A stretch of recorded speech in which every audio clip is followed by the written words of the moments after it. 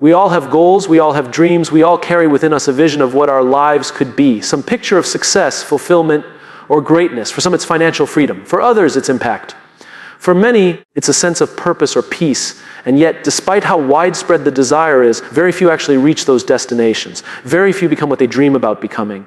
Why? Because goals don't change people. Habits do. There's a dangerous illusion in the world today, the belief that what we aim for defines who we are. But aiming is easy. You can aim from your couch. You can visualize a better life while doing nothing to build it. Goals are cheap. They cost nothing to set. What costs something, what requires sacrifice, discomfort, and repetition is habit. And habit is what builds identity. Who we become is not the result of what we wish for, but what we do when it's hard. It's the result of what we practice, not what we promise. Most people set goals based on outcomes. I want to lose 30 pounds. I want to start a business. I want to write a book. But those are not identities. Those are results. They live at the finish line. The problem is you can't stand at the start of a marathon and declare yourself a marathon runner. You become that person mile by mile, step by step, commitment by commitment. Think about it. If someone tells you they're a kind person, you don't believe them because they say it. You believe it because you see it consistently. You see the way they treat the waiter, how they handle stress, how they show up for others when it's inconvenient. The identity of kindness is revealed through repeated action. The same goes for everything else. We don't become leaders, creators, change makers because we set goals. We become those people because we live those values out day after day in quiet moments when no one is applauding. The truth is your habits are showing the world who you really are. Even more importantly, they're showing you who you are. Every habit you repeat is like laying another brick in the foundation of your identity. Each day you go to the gym, even for 20 minutes, you're casting a vote for the identity of someone who prioritizes health. Each time you choose to read a book instead of scroll aimlessly, you reinforce the story that you're someone who values growth. Every morning you wake up early to write, even when inspiration isn't there. You prove to yourself that you're a writer, not just someone with a dream to write. But the reverse is also true. Every time we hit snooze, we reinforce the idea that our comfort matters more than our commitment. Every time we say, I'll start tomorrow, we chip away at our trust in ourselves. It's not about guilt, it's about awareness. Because when we live unconsciously, we drift, not just in our schedules, but in our character. We slowly become someone we never intended to be. Not because we chose to be that person, but because we failed to choose who we wanted to become. The people we admire most, the ones who are deeply respected, not just successful, rarely became that way because of one big moment.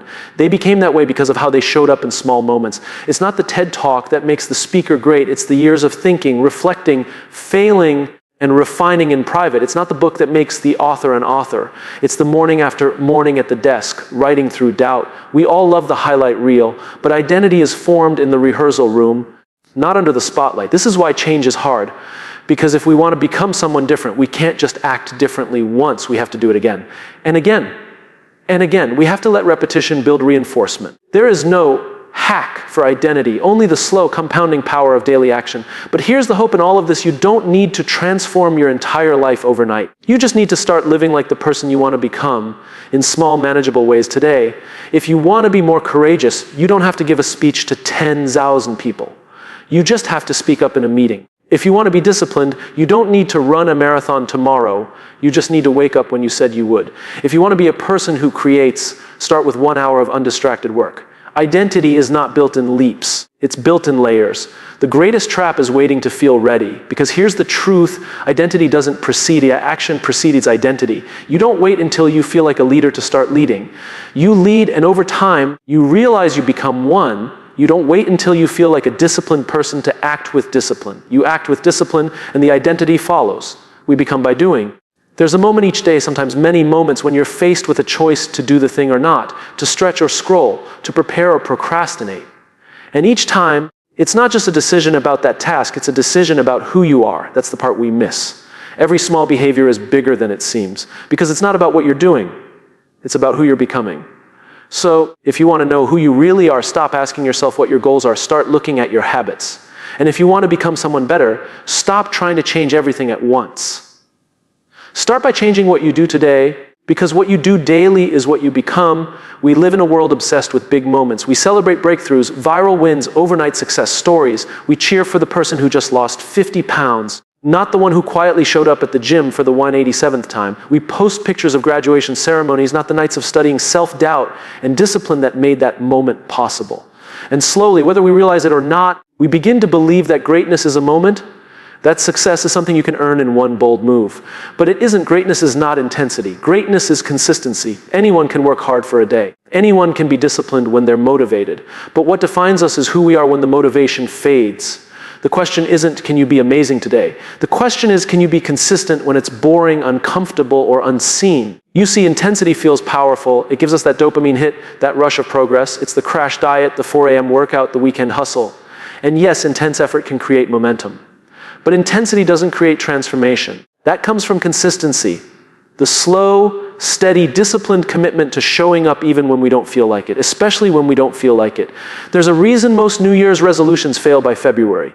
It's not because people don't want to change. It's because they believe that a short burst of effort will undo years of neglect.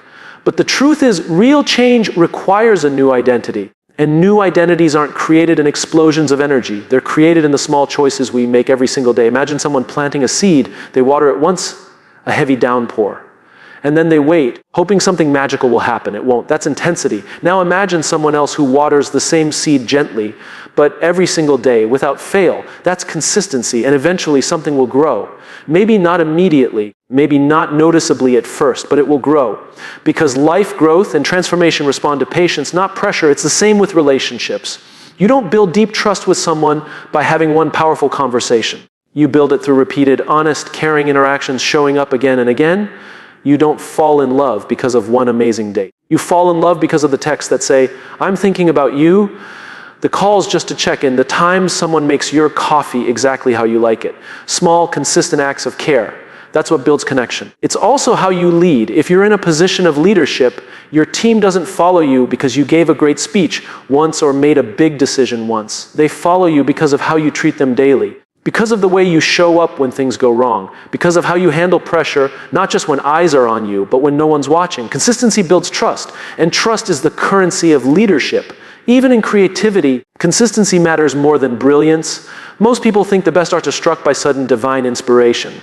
But talk to any great writer, filmmaker, or designer, and they'll tell you the same thing. Their best work came not from waiting to feel inspired, but from sitting down at the desk every day and doing the work, even when it didn't feel good, even when it felt terrible. And over time, something remarkable emerged, not because of a single flash of genius, but because of disciplined persistence. What's most ironic is that the things we want most in life, confidence, discipline, strength, trust, don't come from occasional grand efforts. They come from showing up daily. Confidence doesn't come from winning once. It comes from knowing you've done the work repeatedly and you can handle what's ahead. Discipline doesn't come from forcing yourself through a brutal workout. It comes from proving to yourself over and over again that you can follow through. Strength is built not just in lifting heavy once, but in lifting often. Trust isn't built by making promises. It's built by keeping them repeatedly. Consistency isn't sexy. It's not exciting. It won't get a million likes, but it works. And it's honest, because it forces us to confront who we really are. Not who we say we are or who we hope to be, but who we're choosing to be day in and day out. It reveals our true values. It builds our true character. And over time, it earns us the only kind of success that matters, the kind rooted in integrity. There's this myth that consistency is about perfection. It's not. You're going to miss days. You're going to slip. You're going to get tired, distracted, discouraged. That's okay. Consistency isn't about never falling. It's about always returning. It's about the decision to begin again and again and again. That's where growth lies. Not in doing it right every time, but in choosing not to quit. The real reward of consistency isn't just the outcome. It's who you become in the process. Someone who is dependable. Someone who finishes what they start. Someone who follows through. It doesn't just change your results, it changes your identity. Because the person who shows up daily, regardless of how they feel, becomes someone others can count on, and more importantly, someone they themselves can count on. So stop chasing intensity. Stop trying to change your life in a weekend. Start by doing one thing today, and then do it again tomorrow. And the day after that, keep your promises to yourself, especially the small ones, because those are the ones that shape your future. Anyone can sprint. But life isn't a sprint. It's a marathon made of ordinary days. And the people who thrive are the ones who choose to show up ordinary day after ordinary day with an extraordinary commitment to stay the course. Consistency isn't the flash of lightning. It's the steady light of a lighthouse guiding you through storms day after day. Quiet, powerful, unshakable. And if you're wondering whether your daily effort really matters, just remember this. It's not what you do occasionally that changes your life. It's what you do consistently. Every day, whether you realize it or not, you're casting a vote. not in a political sense, but in a personal one. You're voting for the kind of person you are becoming. The decisions you make, the small, often unnoticed choices, are shaping the direction of your life. We often talk about the future like it's something waiting for us down the road, as if it suddenly appears one day and announces itself. But that's not how the future works. The future doesn't arrive fully formed. It's constructed brick by brick by what you choose to do right now. The truth is, we are all in the process of becoming. The question is not if you're becoming someone, but who you're becoming through your patterns, behaviors, and habits. Every decision is a signal, a reinforcement, a thread being added to the fabric of your character. You are shaping yourself, intentionally or not, by what you say yes to, what you tolerate, what you avoid, and what you prioritize. The challenge is that most of these choices feel small, even insignificant, and that's where we get it wrong. Because we tend to overestimate the power of big decisions and underestimate the power of the little ones we make on repeat. Think about it, very few lives are changed by one decision. Most lives are changed by a series of micro decisions made over time. When you choose the healthy meal instead of the fast one, when you open a book instead of the app, when you stay quiet or speak up, when you follow through instead of making excuses. These moments don't feel life-altering, but collectively they are. It's easy to say, it's just one workout I skipped, or it's just one day I didn't write, but it's never just one. It's a vote, a subtle, silent vote that compounds, and the more you cast the same kind of vote, the more you reinforce the identity behind it. So, if you skip the hard things regularly, you become someone who avoids hard things. If you prioritize your growth regularly, you become someone who values progress. There's a deep connection between repetition and reality. Because what you repeat, you become. No one becomes lazy in one decision. No one becomes strong in one gym session. No one becomes disciplined after one day of waking up early. These things are not traits you're born with. They're results of decisions made again and again. The student becomes the master by studying long after others get bored. The leader becomes trustworthy by making hard choices when it's inconvenient. And the fulfilled person lives with intention even when the world rewards distraction. There is a myth that the future is waiting to be discovered. That if you work hard enough or think long enough, you'll stumble into your purpose or passion. But your future isn't found, it's created. Not in a single act, but in accumulated choices. It's built by aligning your actions with your values, even when no one's watching, especially when no one's watching. Because the person you're becoming is not who you pretend to be in public. It's who you are in private. The future is not about some date on a calendar, it's about the trajectory you're on. And the path you're walking right now is leading you somewhere. The problem is, most of us want to become someone different without changing what we do daily. We want to feel strong without being disciplined. We want to be wise without spending time reflecting. We want to be successful without embracing the boring, consistent work that success requires. We want the outcome without the process. But you can't cheat identity. You can't trick your way into being the person you admire. You have to earn it, one choice at a time. It's not about being perfect. That's not sustainable. But it is about being aware that each moment, each decision, each day is an opportunity to reinforce who you are or redirect who you're becoming. If today is filled with apathy, distraction, and avoidance, that's not just a bad day. That's a vote for a future you might not want. On the other hand, if today is filled with effort, intention, and integrity, even if you stumble, you're voting for a stronger future. There's something liberating in this idea, because it means your future isn't locked in your past. It's not determined by where you were born or what you didn't do yesterday. It's built by what you decide now. The next decision you make can change your direction. That doesn't mean you'll become a different person overnight, but it means you can start becoming that person today. That's the power of agency. It's knowing you're not stuck unless you choose to be. It's realizing you have more influence over your life than you've been led to believe. But that influence isn't dramatic. It's subtle. And because it's subtle, it's easy to ignore, easy to dismiss. But the compound interest of behavior is just as real as the compound interest of money. The difference is the payoff is in character, not currency. And here's something important. You don't need a perfect plan. You don't need all the answers. You just need to make decisions today that your future self will thank you for. Because what you do today is not just about today. It's the foundation of your reputation, your habits, your mindset, your relationships. Everything you care about is affected by the quality of your daily decisions. You're becoming someone right now, not tomorrow, not next week, right now. Through the decision to pay attention or tune out, to take responsibility or shift blame, to move forward or make excuses. These aren't just actions, they are investments in your future identity. You are casting votes, you are setting direction. So the question isn't, will I be successful or will I be fulfilled? The better question is, am I choosing the path that leads me there? Because the path shapes the outcome. And the path is paved one choice at a time. You don't become the best version of yourself all at once. You become that person slowly, repeatedly, quietly, through thousands of small decisions that over time add up to something remarkable. Your future is not something that happens to you. It's something you're building right now with every choice you make. People often talk about motivation as if it's something we can summon at will. As if the strongest, most disciplined people are simply more committed, more determined, more powerful than the rest of us.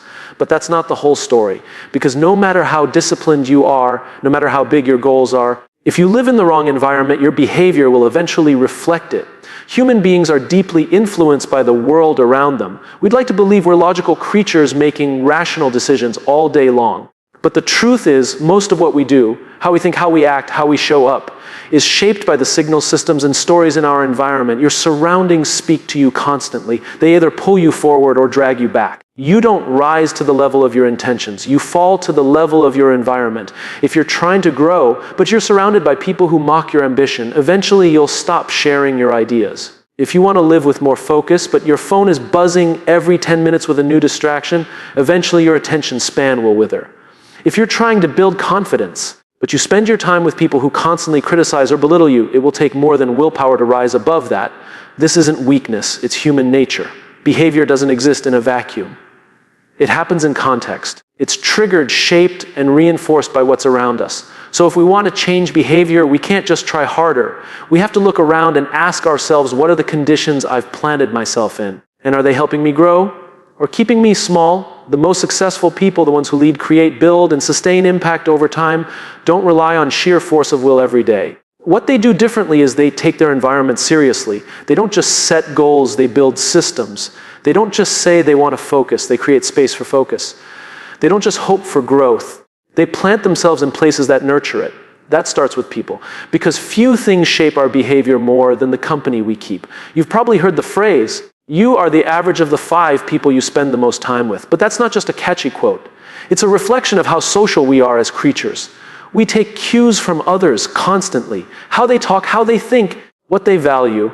If you surround yourself with people who make excuses, you'll find more excuses. If you surround yourself with people who push themselves, reflect deeply, and act with integrity, that becomes your standard too. It's not about judgment, it's about alignment.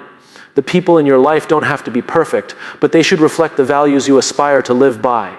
If you want to be more courageous, spend time with people who take risks. If you want to be more grounded, spend time with people who listen more than they speak. If you want to be someone who leads with purpose, then stand beside people who talk about purpose more than profit. But it's not just people. Your physical environment matters too. If your desk is cluttered with distractions, your mind will mirror it. If your space is filled with chaos, you'll struggle to find clarity. If your schedule is jammed with obligations you don't believe in, your energy will scatter. Every part of your environment either helps you stay aligned with who you want to become, or pulls you away from it. This is why it's so important to be intentional.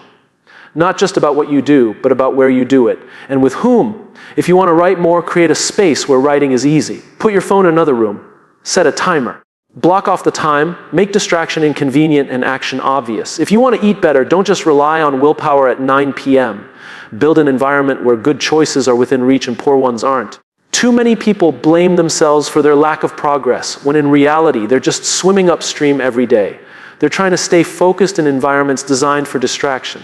They're trying to stay disciplined around people who don't respect boundaries. They're trying to live intentionally in systems that reward speed over depth, volume over value. And then they wonder why it's so hard to change. But it's not always about changing yourself. Sometimes it's about changing what's around you.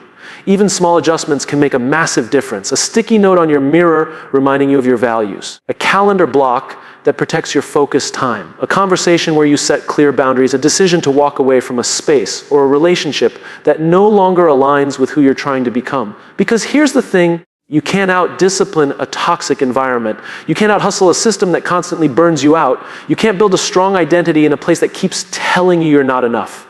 You can try. You might even hold out for a while. But eventually, environment wins. So instead of just pushing yourself harder, ask yourself better questions. Who brings out the best in me? What places make me feel like I'm growing? What habits are easier when I'm with certain people or in certain settings? What parts of my environment inspire me to act with intention? And which ones pull me into autopilot?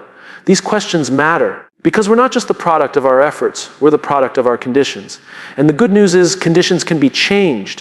When you walk into a room and feel inspired to focus, that's not accidental. When you spend time with people who challenge you, support you, and tell you the truth, that's not accidental either. Those are choices. Choices to cultivate an environment that matches the identity you're trying to build. You don't need to overhaul your life in one sweep. But you can start today. One drawer cleaned out, one app deleted, one new boundary drawn, one honest conversation had, one commitment to spend time where you're valued, not just needed. One place, one person, one pattern at a time. And as you begin to shift your environment, you'll notice something else begins to shift too: your energy, your behavior, your sense of self. Because we don't grow by chance. We grow by design. Environment is not everything, but it's the foundation for everything. And when you build it with intention, it becomes so much easier to become the person you were always meant to be.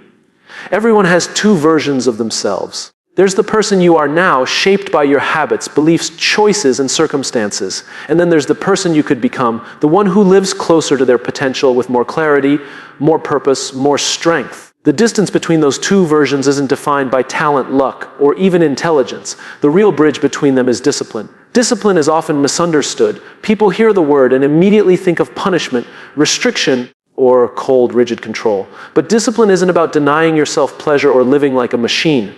It's about alignment. It's about keeping your promises to yourself, especially when it's hard. It's about choosing long-term growth over short-term comfort, not because it's easy, but because it's worth it.